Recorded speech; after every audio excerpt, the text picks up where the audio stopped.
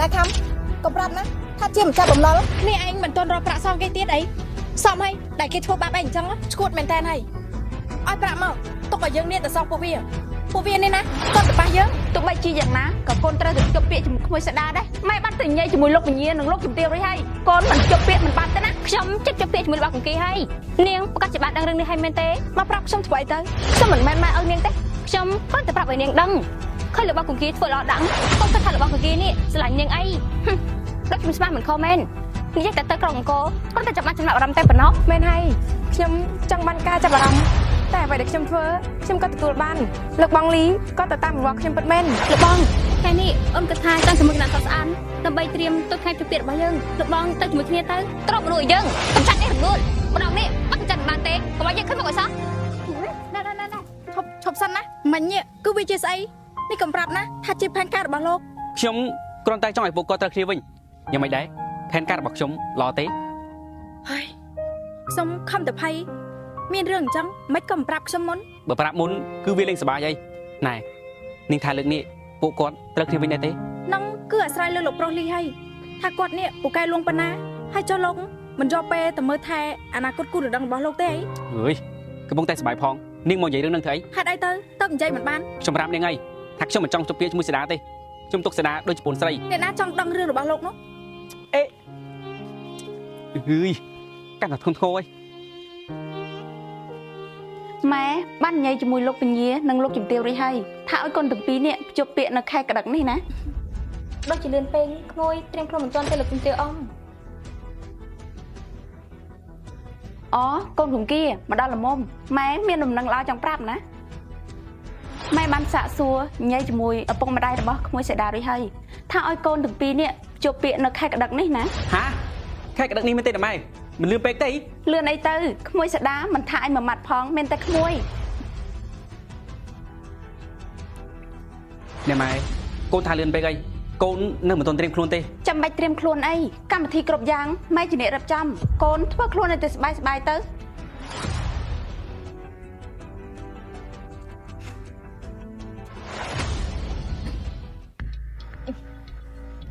ជពាក់ប្រាក់ពីដំឡឹងការមួយដំឡឹងយកប្រាក់ពីដំឡឹងមកសងមិនគ្រប់ទេលោកប្រុសឈុតលោកប្រុសឈុតមិនយកប្រាក់មកសងតាមការណាត់ដូច្នេះពួកខ្ញុំចាំបាច់ត្រូវតែគិតការហើយនេះជាច្បាប់ចងការប្រាក់របស់ពួកយើងបើលោកប្រុសឈុតគ្មានប្រាក់សងទេប្រកូលផ្ទះរបស់លោកប្រុសឈុតឲ្យពួកយើងមកថ្ងៃស្អែកបើសិនជាគ្មានប្រាក់បីដំឡឹងរបស់ពួកខ្ញុំទេពួកខ្ញុំចាំបាច់ត្រូវតែទៅរឹបអូសយកផ្ទះរបស់លោកប្រុសឈុតស្លាប់ហើយប្រាក់បីដំឡឹងទៅរកមកពីណាបានសោះពួកវាទៅអ្នកនាងបាយមហូបខ្ញុំរៀបចំរួចអស់ហើយអ្នកនាងពិសាឥឡូវទេខ្ញុំរៀបចំជូនមិនអីទេទុកសិនទៅ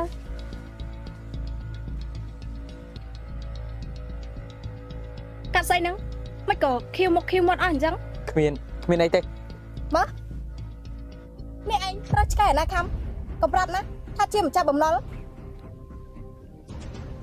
នេះឯងមិនទាន់រកប្រាក់សងគេទៀតអីសមហើយដែលគេធ្វើបាបឯងអញ្ចឹងប្រាក់យើងរកបានសងហើយតែពួកវាមិនយកស្អីគេ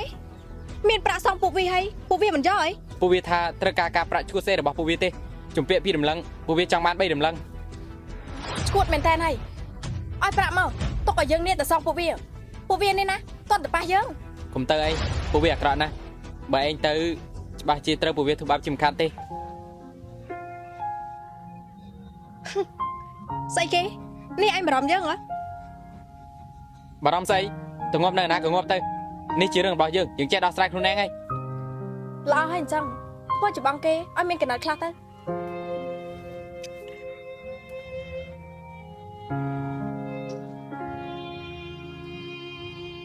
មើលស្អី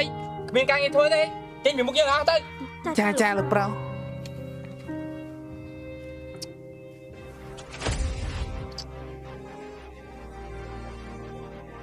នេះម៉ែយកសពមែនទេកូនលីណម៉ៃមិនបានយកសពទេពេលនេះគុំសាដល់ណម៉ៃត្រូវការនៅមុខហើយក្មួយសំទោសលោកជំទាវអង្គចាប់ពីថ្ងៃនេះតទៅក្មួយមិនទៅណាទៀតទេល្អហើយប៉ុណ្ណេះទោះបីជាអ៊ំត្រូវស្លាប់ក៏ស្លាប់បិទភ្នែកចិត្តដែរណម៉ៃក៏មានប្រសាសន៍បែបហ្នឹងហើយណម៉ៃបើបងលីនឹងចំពូត្រូវគ្នាវិញហើយអញ្ចឹងរឿងជប់ពាក្យរបស់ខ្ញុំក៏មិនចាំបាច់ដែរមែនទេមិននឹងបានទៅទោះបីជាយ៉ាងណាក៏កូនត្រូវទៅជប់ពាក្យជាមួយក្មួយស្ដាដែរ ណែម៉ែកូនគិតថាកុំខំកូនអីឬគូជីវិតនេះtôiគេសម្រាប់ចិត្តក្នុងគេទៅ មិននឹងបានទៅម៉ែបានទៅនិយាយជាមួយលោកវិញ្ញានិងលោកជំទាវរួចហើយកូនមិនជប់ពាក្យមិនបានទេណាម្យ៉ាងទៀតរឿងស្រឡាញ់មិនស្រឡាញ់នៅជាមួយគ្នាកុំតែស្រឡាញ់គ្នាទេឯងមើលបងឯងទៅមុនដំបងថាម៉ែបខំតែឥឡូវយ៉ាងម៉េច តែកូនមានមុនតែកូនស្រឡាញ់ហើយកូនមិនអាចចុះពាក្យជាមួយសាដាទេ អ្នកណាស្រីមួយណាកូនងាម៉ែប្រាប់ណាបើកូនចង់រើសប្រពន្ធមិនមែនស្ថិតលើការស្រឡាញ់តែមួយមុខទេបើកូនចង់រីកចម្រើនត្រូវមើលលើភាពស័ក្តិសមហើយម៉ែគិតថាក្មួយស្ដាគឺល្អបំផុតហើយ ណែម៉ែជីវិតជារបស់ខ្ញុំពេលពួកខ្ញុំរៀបការទៅពួកខ្ញុំរស់នៅជាមួយគ្នាមុនមិនបានស្រឡាញ់គ្នានៅជាមួយគ្នាយ៉ាងម៉េចទៅណែម៉ែ មិនទាន់បាននៅជាមួយគ្នាផងមិនដឹងថាមិនស្រឡាញ់ កូនស្គាល់សាដាមកយូរហើយកូនមិនបានស្រឡាញ់សាដាពិតមែនណែម៉ែកូនសុំវល់ណាកុំឲ្យកូនចុះពាក្យអី លោកជំទាវដល់ទៅ51ណាទេម្ចាស់លោកជំទាវដល់ទៅ51ណា អីក៏កូនទៅខាងនឹងម៉ែ លោកជំទាវអ៊ំ កូនចង់ឃើញម៉ែស្លាប់ធ្វើតាមចិត្តកូនទៅ នេះពួកឯងមានឃើញអីប្រែប្រួលដូចជាយើងទេ ឃើញអ្នកនាងលោកប្រុសឈុតដូចជាប្រែប្រួលច្រើនណាស់ បែបហ្នឹងល្អហើយយើងនឹងគ្មានអីបារម្ភទៀតមុនពេលដែលយើងត្រឡប់ទៅវិញ អ្នកនាងចង់ទៅណាទៅទៀនម្ចាស់ អើយកុំទៅចាប់អារម្មណ៍អី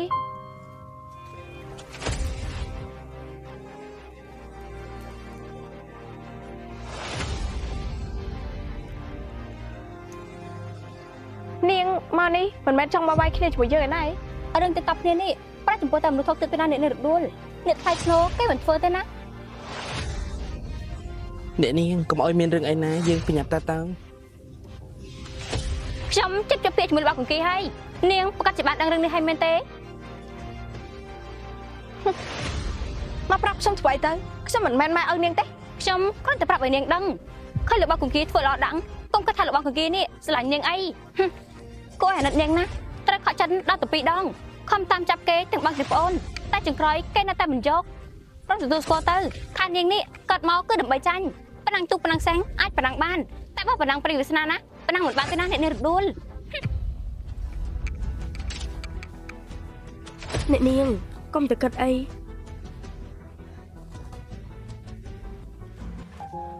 អាណិតពូនកុំគៀណាដែលត្រូវនឹងម៉ែបង្ខំ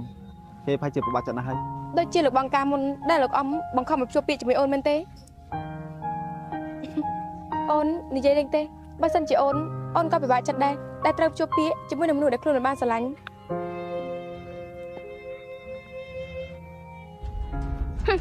លោកជំស្មាមិនខំមែននិយាយតែទៅក្រុងអង្គរគ្រាន់តែចាំបាច់ចំណាប់អារម្មណ៍តែប៉ុណ្ណោះ មែនហើយ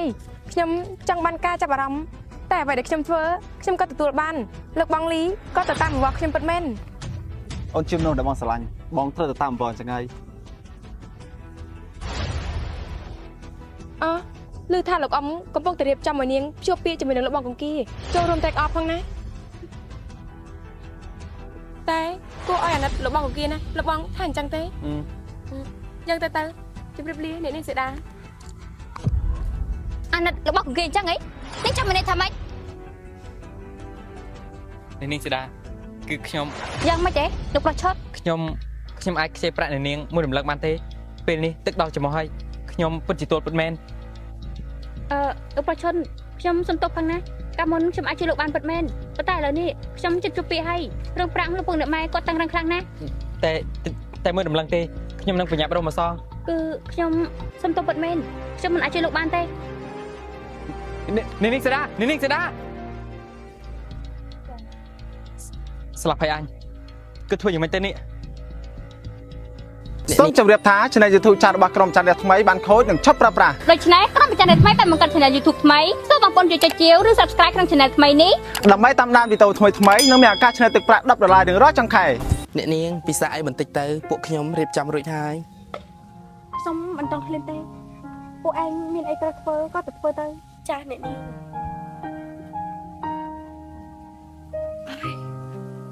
ខ្ញុំគិតធ្វើអីទៅបើគេចាប់ពាក្យហើយក៏ឲ្យគេចាប់ពាក្យទៅហុយ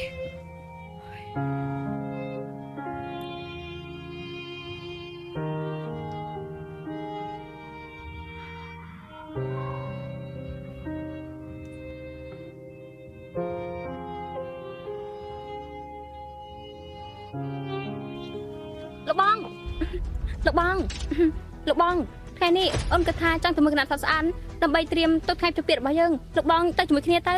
បងមិនទំនេរទេសេដារឿងជពាករបស់យើងបងគិតថា លោកបងអីបើលោកបងមិនទៅខ្ញុំទៅម្នាក់ឯងក៏បានដែរអូនដឹងថាលោកបងរវល់លោកបងមិនទំនេរតែមិនអីទេ